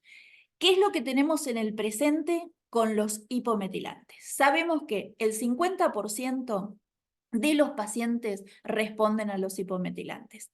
El tiempo hasta obtener cualquiera de las respuestas está más allá, es un tiempo largo para estos pacientes, para las citopenias, la profundización de esas citopenias, a veces son 6 o más de 6 meses. Algunos de estos pacientes no logran, o la única respuesta que logran es una enfermedad estable. Y la media de sobrevida que tienen, tanto en los ensayos como en los datos del mundo real, no superan los 24, están entre los 18 y 24 meses. Invariablemente todos estos pacientes van a progresar y un pronóstico muy malo en aquellos que fallan a los hipometilantes. Este es un trabajo de Sharpin que fue publicado a través de un montón de variables que lo hacen con inteligencia artificial y evaluaron cuáles pueden ser las posibles modelos de riesgo para los resultados de azacitidina. La LDH, el recuento de los neutrófilos y plaquetas, la albúmina, el recuento de glóbulos rojos, es decir, la masa, y las anormalidades cromosómicas como marcador. Y las mutaciones somáticas que ya muy bien habló Elvira con respecto a esto, que están asociados con resultados inferiores, que lleva la cabecera es la TP53, la B-Corp y el resto de las otras conocidas. Esto es lo clásico, lo que conocemos hoy por hoy como tratamiento con hipometilantes. Bien, de esas terapias emergentes, que creo que en el ASH anterior o un poquitín menos, eran 3 de los trabajos más importantes en los que teníamos. Azacitidina con eprenetapot, que era sido el APR 246, había sido el estudio en fase 3 de una pequeña molécula que era un reactivador de la TP53, fue un estudio que no logra las tasas de respuestas, no logra el objetivo final del estudio y por lo tanto este trabajo o esta molécula no llegó a un buen resultado. La otra molécula asociada con los hipometilantes, en este caso azacitidina, es el pbeneditat, que es el estudio PANTHER, un estudio de fase 3 de pequeñas moléculas, que es el inhibidor selectivo del NED8, ¿sí? No hubo en el fase 1 y fase 2, el fase 1 los resultados habían sido un poco más alentadores, el fase 2 no tanto, y el fase 3, cuando evaluaron con los criterios que se utilizó en respuesta sobre vida libre de eventos y sobre vida global, no había diferencias. Y por último, el otro estudio que también se cae, que es el ENHANCE, que fue el estudio fase 3, donde utiliza el anticuerpo monoclonal, ¿sí? Anti-CD47, con todas estas utilidades en lo que es la inmunidad. Un estudio fase 3 fue suspendido, en realidad discontinuado, porque no logró su objetivo. Quedaron un montón de preguntas porque digamos que el laboratorio no continuó y no se conocieron mayormente muchos de los datos que hubiesen sido interesantes conocerlos. Y como futuro más prometedor, tenemos estas moléculas como terapias emergentes, que son las asociaciones de los hipometilantes con venetoclax, sabatolimab, los inhibidores IDH1 y el tamibarotene. Bien, hubo una cantidad impresionante de trabajos de venetoclax y azacitidina. Sabemos que este inhibidor selectivo del BCL2, el veneto, propuso en realidad un cambio en el paradigma para el tratamiento de los pacientes que no reúnen las condiciones de recibir un tratamiento intensivo en LMA. Y ha evaluado a los pacientes con mielodisplasias de alto riesgo, especialmente en este estudio fase 1, que es el estudio donde lo combina con la azacitidina para aquellos pacientes de alto riesgo que no habían sido tratados previamente. Este es un estudio que, si nos fijamos en los resultados, tenía una tasa de eventos de alrededor del 10%, 25% de los pacientes que habían sido incorporados al estudio presentaron una enfermedad estable, 37% de los pacientes lograron posteriormente llegar al trasplante y un 3% de muertes. Estos datos realmente son bastante alentadores, y acá se dan, lo que podemos observar es el estudio de extensión con unos eventos adversos de alrededor del 70%, episodios de citopenia y neutropenia febril, casi 60 pacientes fallecieron, una enfermedad estable del 20%, y en esto las complicaciones que tuvieron estos pacientes estaban alrededor del 16%. Esto fue el punto con su desarrollo del estudio Verona. El estudio Verona, que esperamos con toda ansia en realidad estos resultados, es un estudio que utiliza veneto más azacitidina comparado con placebo más azacitidina.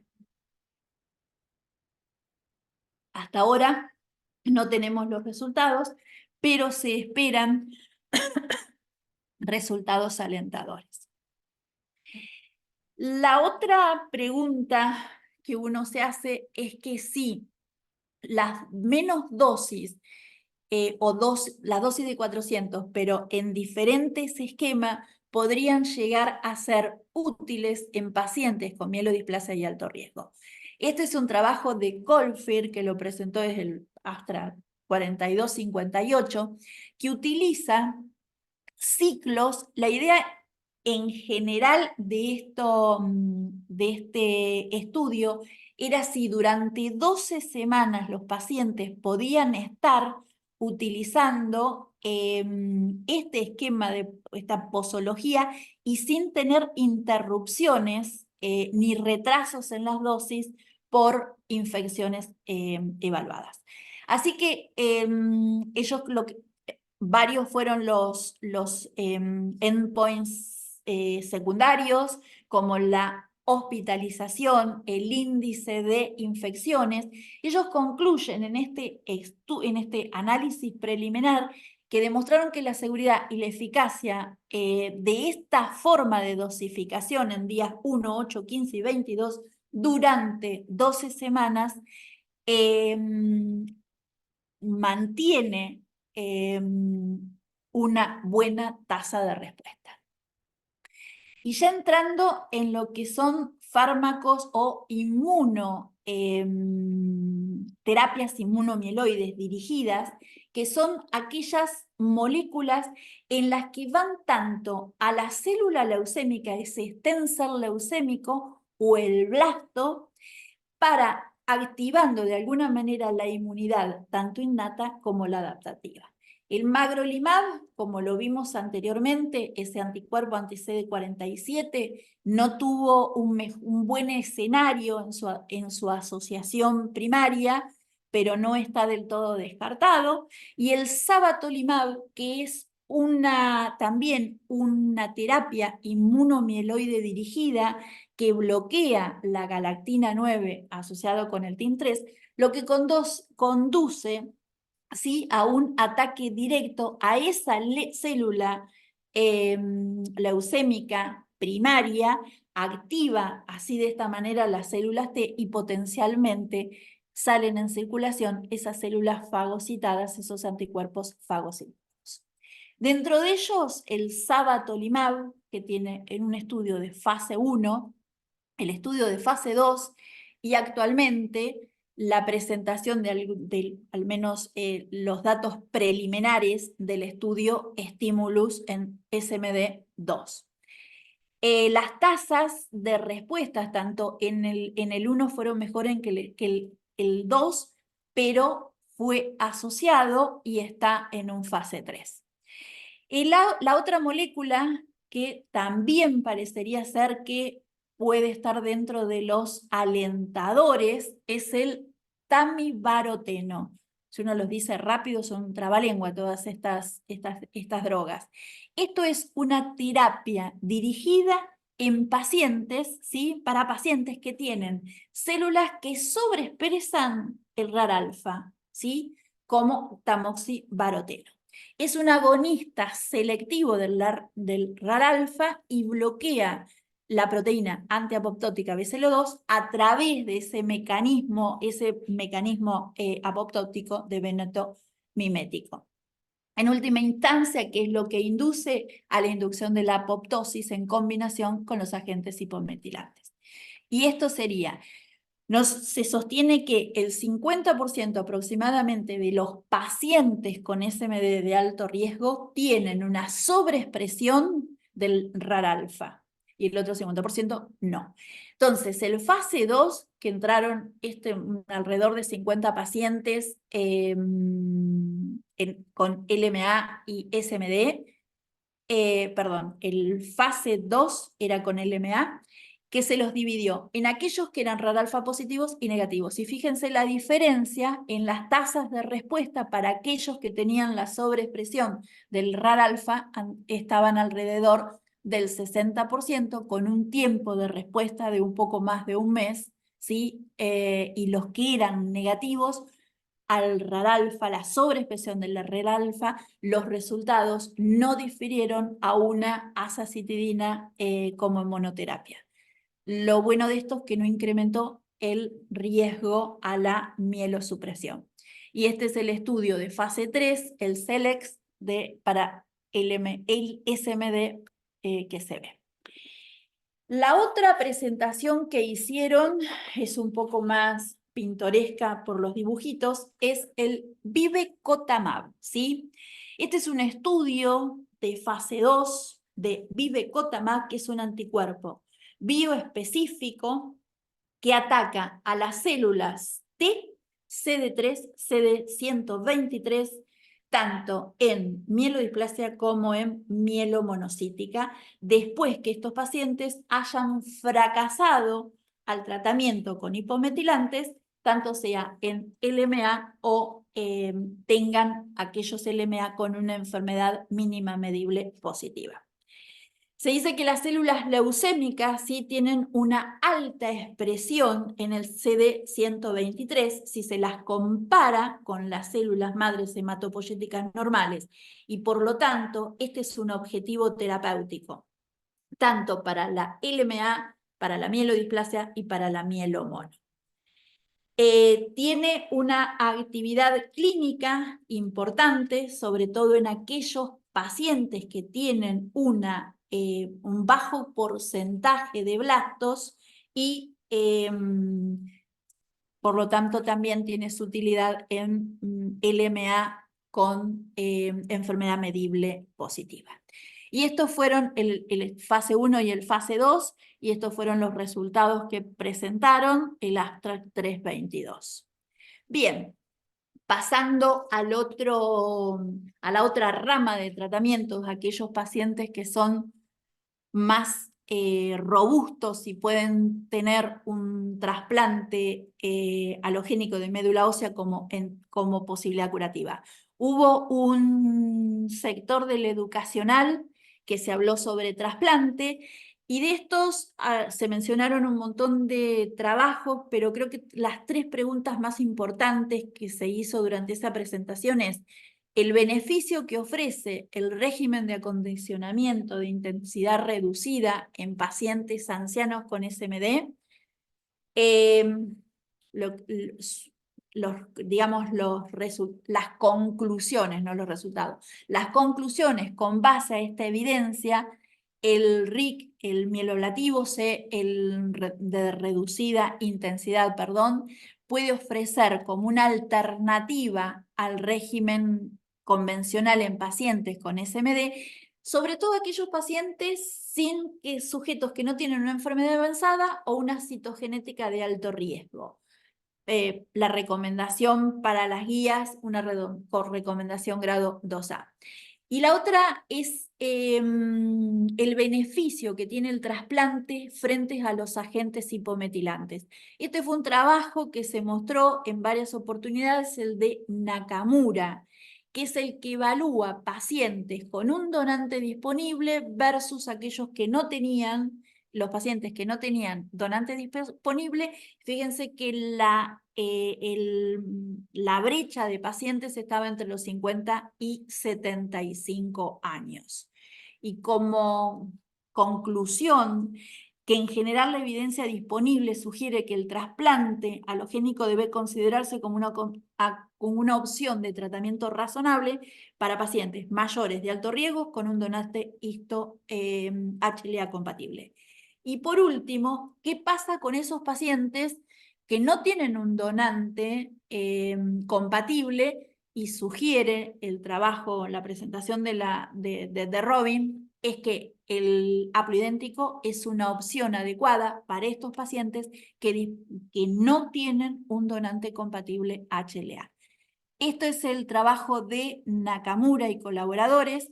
Fijémonos en aquellos pacientes, la diferencia entre aquellos que tuvieron esos pacientes que fueron sometidos a un trasplante alogénico y aquellos que no tenían un dador y que fueron tratados con hipometilantes.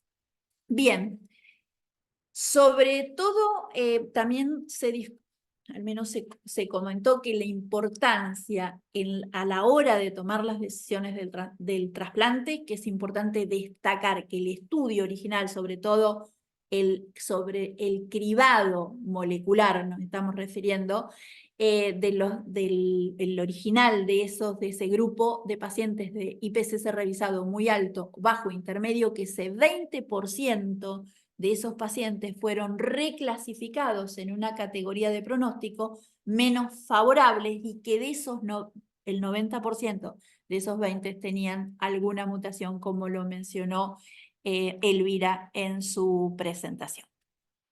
Unas otras asociaciones posteriores a la falla de los hipometilantes, con diferentes resultados, IDH1 y H2, FLT3, nucleofosmina, los grupos basados en ARAC más el trasplante, la utilización de hipometilantes orales, de citabina sidazuridine en los ensayos clínicos y las preguntas para la ASXL1. 3 palabras con hipometilantes orales, la presentación de García Manero, 2 enfoques para el desarrollo de los hipometilantes orales, el combinado con el inhibidor, la sedazuridina y la tetrahidrouridina, como un agente único no combinado, y las diferencias significativas que tienen en su perfil en PK. El estudio Ascertain, que es el estudio que cumplió más que nada, este es un estudio farmacodinámico, porque es la valoración de ese metabolismo en tanto la ASTX727 con la decitabine de uso endovenoso. La duración de estos decitabine, la duración media de la respuesta completa estuvo alrededor de los 14 meses, con una duración media de la respuesta aproximadamente de 12, y que un 26% de los pacientes pudieron ser sometidos a un trasplante alogénico. Esto es un poco cuáles los resultados en la TP53, en los mutados y no mutados, en los mutados peores resultados. Y este es otro trabajo, el 319, donde habla de la eficacia nuevamente de venetoclax, 400 miligramos, esto en 14 días, con la combinación de azacitidina, en general bien toleradas, con respuestas favorables, y cuando sumamos las respuestas completas, las parciales y las medulares están alrededor del 80% y las mejorías hematológicas en casi un 50%. Y el otro trabajo también presentado es un fase 1-2 de un solo centro, donde está la utilización de decitabine con venetoclax, que consigue altas tasas de respuesta, aunque si uno utiliza los criterios del International Working Group del 2023, esas respuestas son menores por la desaparición de la respuesta completa medular y los criterios estrictos en cuanto a la recuperación de los recuentos de sangre periférica. Simplemente la mitad de estos pacientes con anomalías citogenéticas pueden adquirir respuestas citogenéticas, incluidas los de bajo riesgo. Y las mutaciones subclonales se pueden eliminar con esta combinación, pero mientras que la TP53 o la ASXL1 pueden persistir, aunque el trasplante podría llegar a tener un potencial en estos pacientes. Y ya para ir cerrando, podemos decir que hoy por hoy el hipometilante es el único agente, sobre todo sigue siendo un estándar of care en el manejo de los pacientes con mielodisplasia. El ensayo Verona probablemente pueda modificar o cambiar estas afirmaciones y estas nuevas clasificaciones y los datos moleculares van a ayudar a comprender diferentes subconjuntos de pacientes y que el trasplante adquiere un papel más destacado en las mielodisplasias. Muy bien. Muchas gracias, Alicia. Mira, hay una pregunta, ya que estás acá, hay una pregunta en relación Excelente charla. a los resultados del estudio Verona de azacitidina de venetoclax. Si esperas tener los mismos resultados basado en lo que se conoce ya en las mielodisplasias secundarias que de novo, que fueron los pacientes que se incluyeron en el Verona. Al menos por lo que tenemos informados, van a ser resultados más positivos. Uh-huh. Eso es lo que esperamos todos. Claro. Claro. Sí, esa pregunta también tenía yo como la duda, porque viendo a Alicia en el plano teórico, los pacientes con mielodisplasia secundaria tienen mayor incidencia pues, de mutaciones más adversas, pues se ha descrito en trabajos precedentes de misma Elsa sobre una mayor incidencia de mutación TP53 y otras mutaciones también entonces, claro, y mi miedo ver un poco es ver en largo plazo los pacientes, digamos, secundarios, con HMSD secundaria, les podría ir peor, pues inclusive con estas nuevas drogas, pues.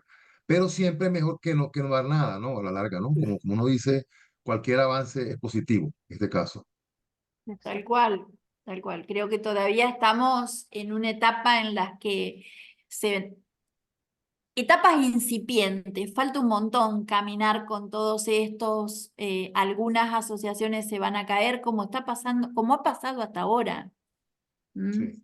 La lista es Aparentemente ha dado grandísima. más fuerza, ese estudio de Verona está dando pautas que podría ser pues, un futuro pues, promisorio, ojalá se O es consolide lo después que de tanto queremos, o tiempo, lo ¿no? que queremos escuchar, ¿verdad? Por ahí son Claro, más claro. las ilusiones que uno pueda querer. Sí, veo una pregunta de Rafael Aparicio aquí en el chat, Sí, que además de para nivel ti. de hitopoyetina, ¿qué otra herramienta predictiva de respuesta podemos utilizar si un mielodisplásico de bajo riesgo, ¿no? Esta pregunta es muy interesante, pues, y quizás una materia de otra charla que tengo por ahí montada.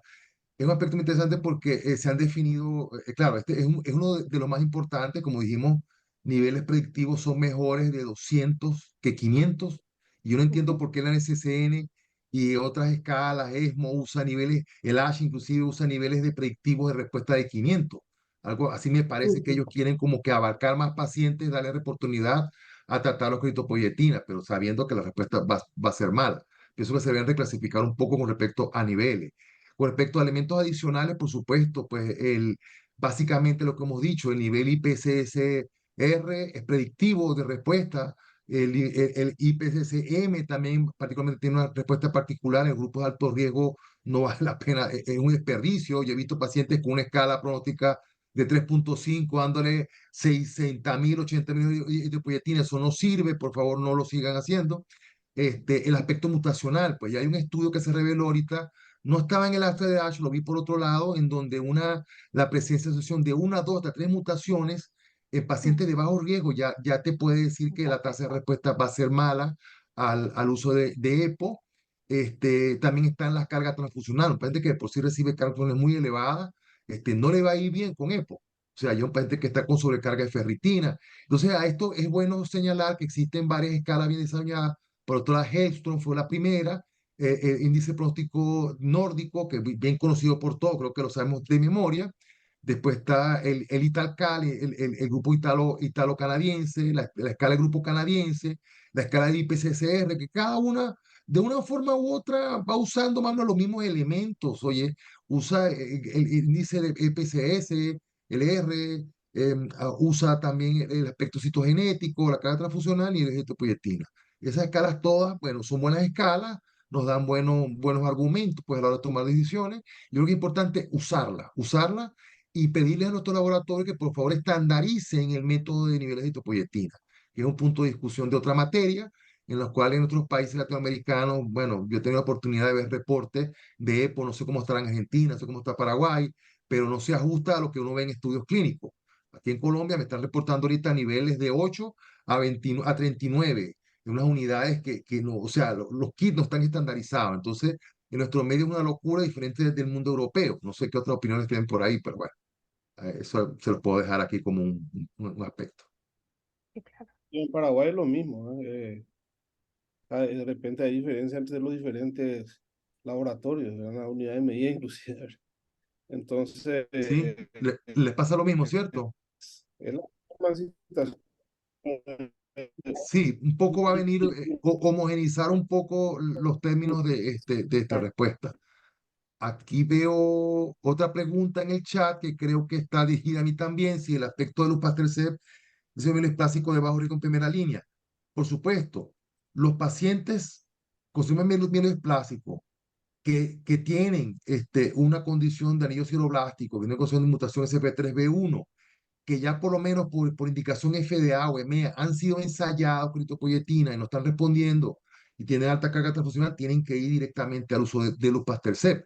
Quizás no esperar tanto, no dejarlo para tanto tiempo. Ahí viene una pregunta que le llevo al caso de Víctor, que Víctor comentaba un paciente que tenía esa presentación clínica, el PT duró cierto tiempo. Bueno, fue el grupo quizás de respuesta prolongada en EPO, porque la tasa de respuesta a EPO la vamos a ver inclusive hasta más corto. 17 meses, 14 meses. El paciente respondió bastante tiempo y empezó a mutar más. Entonces estamos viendo cómo estos argumentos, digamos, de presión pronóstica, como decía Elvira, el IPCCM, que puede verse dinámicamente, te cambia la fase del paciente y un paciente que era alto, bajo riesgo pasó a ser un momento dado un riesgo alto. Entonces ya no era tan candidato para el Lupatercept.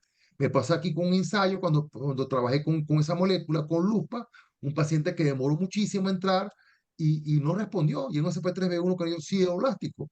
Y de repente el aspecto molecular analizado después demostraba otras mutaciones ulteriores que también daban al traste la respuesta. Entonces, esos puntos, o sea, fuera de los ensayos clínicos, también tenemos que empezar a analizarlo. Vamos a ver a futuro ensayos en el mundo real, pues.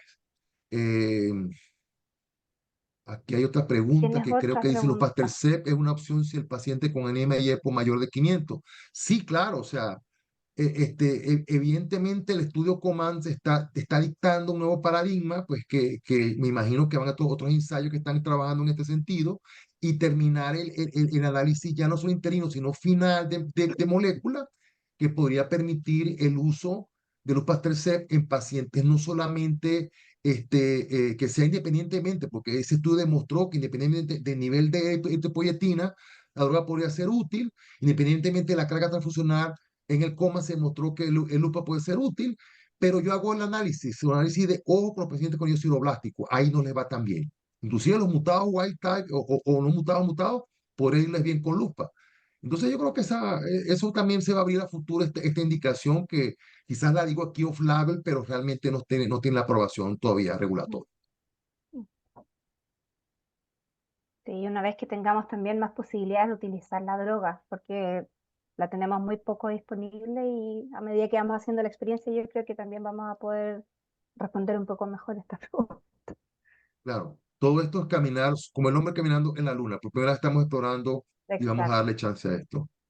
exacto. Elvira, una pregunta que te quería hacer rapidito. Mira, ¿cuál crees tú que va a ser los aspectos, digamos, de mutaciones en líneas germinales que tú predijas que vayan a incorporarse en el IPCC molecular? ¿Cuál tiene peso? ¿Qué opinas de GATA2? ¿Qué te parece el DXM44? O sea, que son mutaciones que tienen peso pronóstico, pues, en las germinales. ¿Cuál piensas tú que pueda tener un papel en estas nuevas clasificaciones, Eu Elvira? acho que. Estou respondendo. Ah, No. eu acho que, primeiro, que como essas doenças estão sendo muito descobertas, cada dia a gente tem algum grupo maior, que nem esse ERG, né, que a gente viu que parece um GATA2, parece um RANKS1. Eu acho que a primeira coisa que é difícil para a gente é criar um painel para estudo delas. Eu acho que a gente vai ter que caminhar para um. Tirando aquelas que são altamente preditivas de você procurar mesmo, eu acho que está cada vez mais difícil você fazer um painel para elas. Então, eu acho que vai ter que caminhar para exoma, e a gente tem um trabalho no hospital fazendo genoma, sequenciamento do genoma completo desses Global, pacientes. sim, correto. Então, eu acho que essa é a primeira coisa que é importante. O que a gente tem em relação a tratamento é GATA2, com indicação de transplante mais precoce, e DDX41, que tem um enfoque um pouco diferente. Os pacientes respondem melhor, são mais velhos, e o paciente não vão tão mal.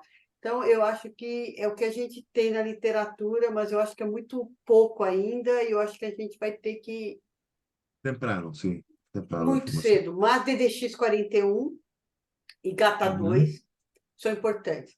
As doenças da trombocitemia, né, da trombocitemia são bastante diferentes, apesar da apresentação clínica ser a mesma, do ponto de vista de penetrância da doença mieloide. Então, é muito importante, além da história familiar, saber mesmo o tipo de mutação, porque a orientação genética, o aconselhamento genético vai ser bastante diferente. Por exemplo, o RANKS1 tem uma penetrância muito alta, enquanto que a anquirina D46 tem muito pouco. DDX41 é mais idoso, o que a gente vai fazer? Responde a lenalidomida, por exemplo. Então, a gente está aprendendo algumas delas, mas está muito temprano ou muito cedo para... Primeira dúvida é qual é o painel? Acho que não é painel. Minha opinião é que não é painel. Tem que fazer o exoma para poder... acho que tem que ser maior do que os painéis que a gente possa desenvolver. Eu acho que tem que ser exoma. Tem que ser exoma, talvez com painel direcionado só para análise bioinformática. Ok. Vamos, Elvira. Bien. No, preguntas, No a ver, hay- a otra más en el panel. ¿No veo Estoy más? mirando No eso. veo más preguntas No en veo. el chat. No, más preguntas No. también. Chévere. No, cumplimos el tiempo. Sí, Ya perfecto. son las 9. Hemos sido bastante precisos. Yo creo que, ¿verdad? Muchas gracias a los asistentes. Bueno, Ximena, las palabras finales, entonces. No, muchas gracias a ustedes, organizadores, Alicia con Juan, que hicieron la organización de todo esto. Súper buena convocatoria y las presentaciones excelentes. Así que nada, seguir trabajando Sí. y nos vemos post-EJA, creo, o antes. Exacto. No, antes sí, tenemos, es Antes, importante un antes. anuncio. A ver. Alicia, estamos pensando hacer una actividad en el marco del Hospital Italiano en Buenos Aires, también como parte del Grupo GLAM, pues participar con ponencia asimismo, anunciamos pues para dentro de, bueno, más o menos unas 6 semanas, un evento con vistas internacionales, con un ateneo de casos, pues algo, quizá un preludio a lo que venga en EJA, poco analizar lo que está saliendo también. Y Ah, bueno, muchas excelente. gracias a todos, de verdad, te agradece muchísimo. Sí, muchísimas gracias. Estaremos entonces en contacto. Muy Que bien. pasen buenas noches. Nos Hasta vemos, luego. buenas Bye, bye. noches. Buenas noches a Gracias, todos. hasta luego. Descansen. Chau, chau.